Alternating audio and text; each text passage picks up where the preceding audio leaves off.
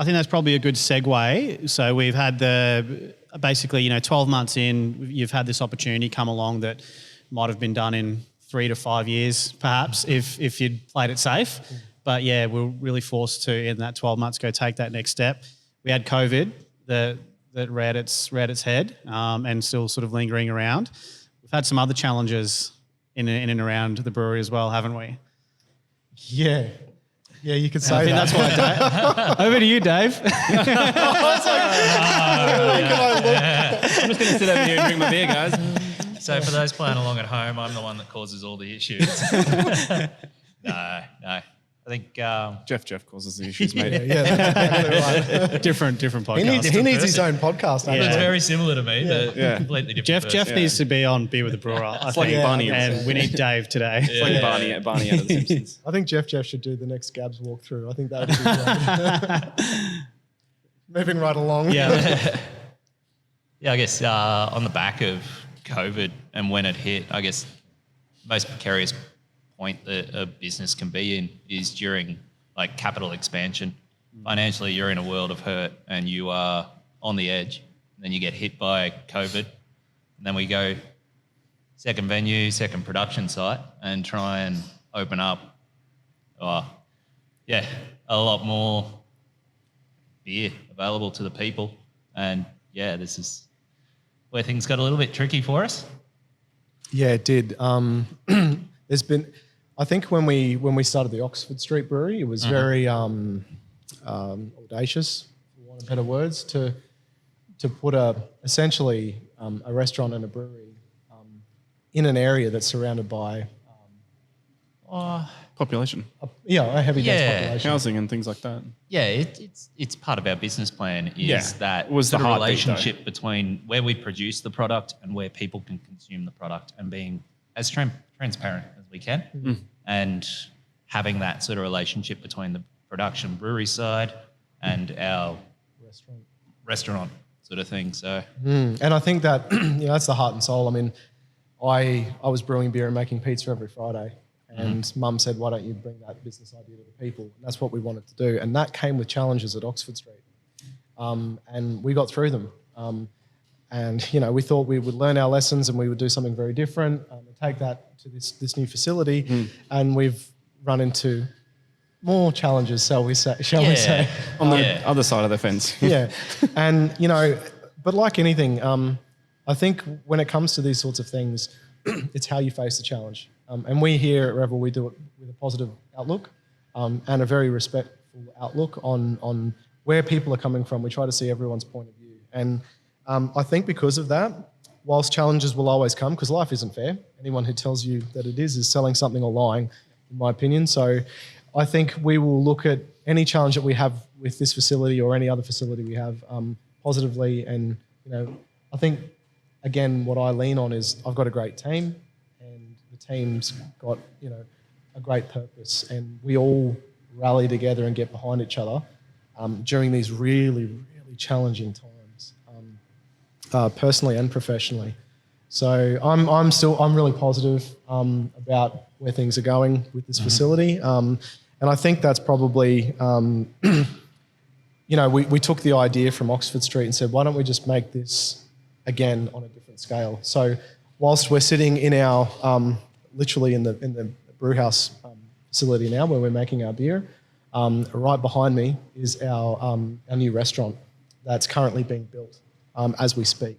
So I'm really excited about launching that in the next few months and bringing all the good people from our area that have supported us all through this and showcasing exactly it is what we do here at Rivermakers.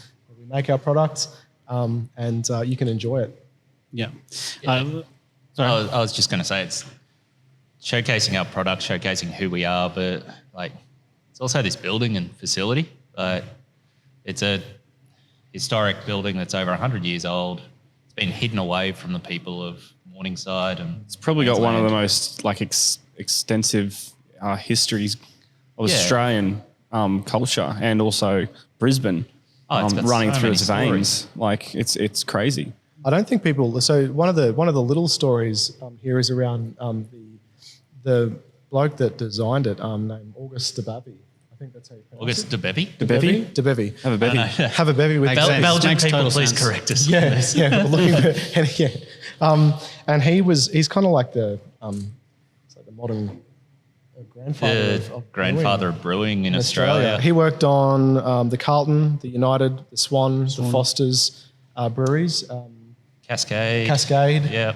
So this guy was commissioned by the Commonwealth to come up because he'd done all of this great stuff. And they're like, can you build us a facility in Morningside to make acetate of lime? Because the essence is brewing, right? It's the making that 8% wash that we talked about earlier.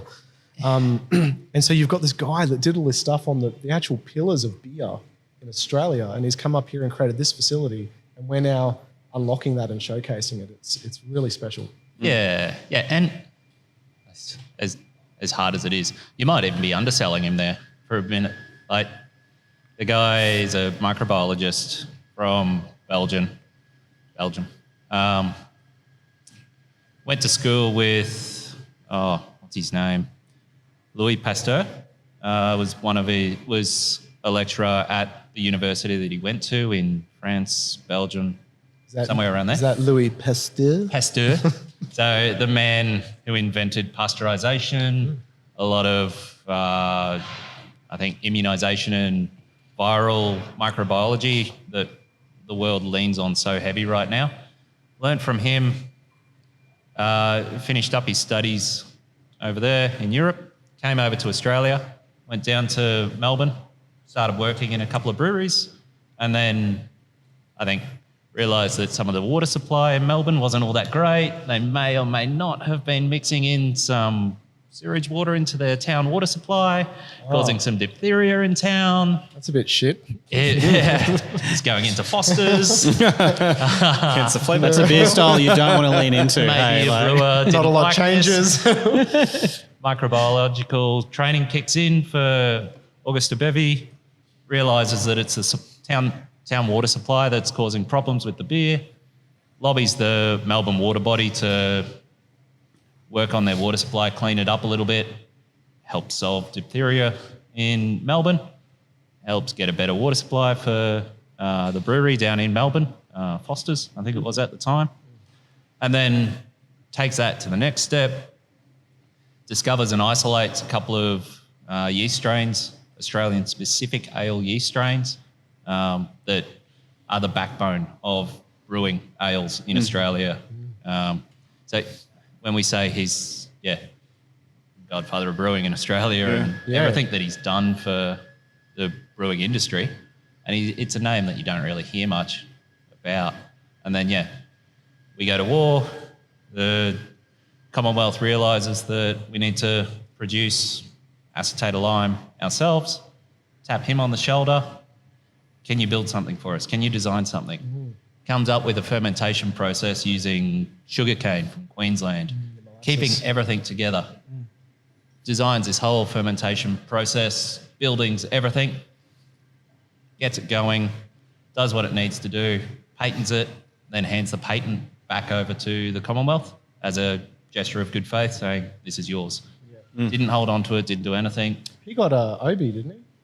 Only brewer in Australia ever to be the Order of Australia, or Order of the Commonwealth. Order of the British Empire. British Empire? Yeah, OB, Order of the British Empire. Whatever it was at that stage.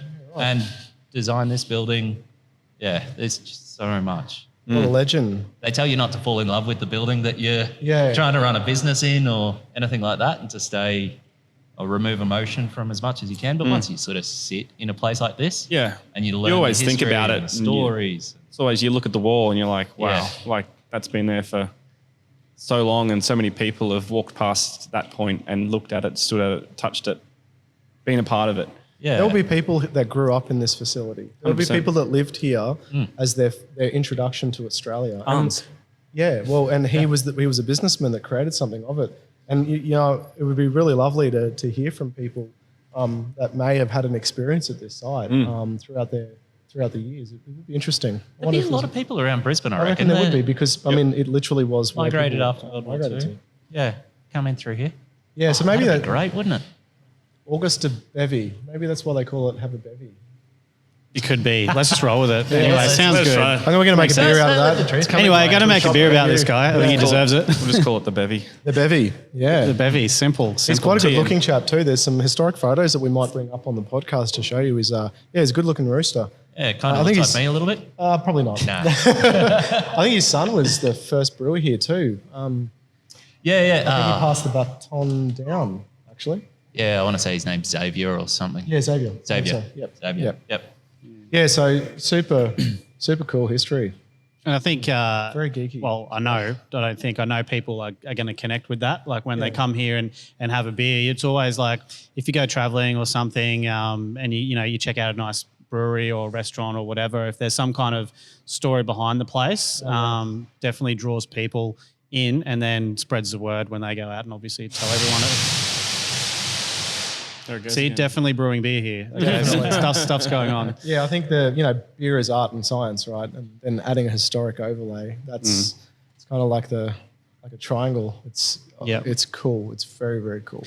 And so just to circle back slightly, I mean, we had COVID, we had other things sort of go on. It's been quite a long process between, if you think about it, we were open about 12 months and then we started this project and it's not open yet, right? So that's a long period of time. What's that been like? Just from pretty open-ended question, but I'm just keen to know your thoughts on what it's been like being in something that's like half finished or part way there. Built. Yeah, we've literally been limping on one leg for quite a while. Like this facility has been built on our Oxford Street model, which is to have the production facility and the restaurant together.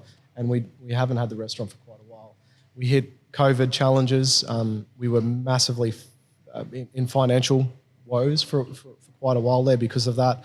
The banks closed their door to us except for one of them, which partnered, and that was amazing. So what it did is it kind of made us hustle in a very different way. We hustled internally for as much as we could. And then we worked with our partners and the people that we do business with on a day-to-day basis, and everyone came to the party. Everyone, from suppliers, a BMI, our bank that we bank with, and we do most of our business through Judo, through to the team itself. Everyone dug deep and everyone sacrificed. There's not one person around the table or anyone that works in or around Revel that won't say they have done something consistently above and beyond to keep it going. And it's the great hustle. We've talked about this on an earlier Revel Brewing show, and I think every single business person, entrepreneur, small business, anyone you talk to will have a very similar story. Particularly, I think, around the 4 to 5 year mark as well. It is a precarious time for business. They talk about the first year where businesses fail if they're not viable because of maybe poor planning or market research or what it might be. But that year 2 through to year 5 is also a really interesting window.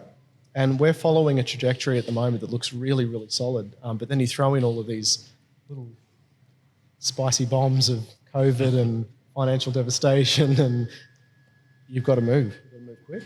And this last lockdown is a great example. We had to change because we didn't know how long it was going to be. And everyone compromised and sacrificed and hustled to make it happen. Absolutely, yeah, and it's the people that are just seeing it and facing it head on as well that tend to be the ones doing the best. And I think we've all done that.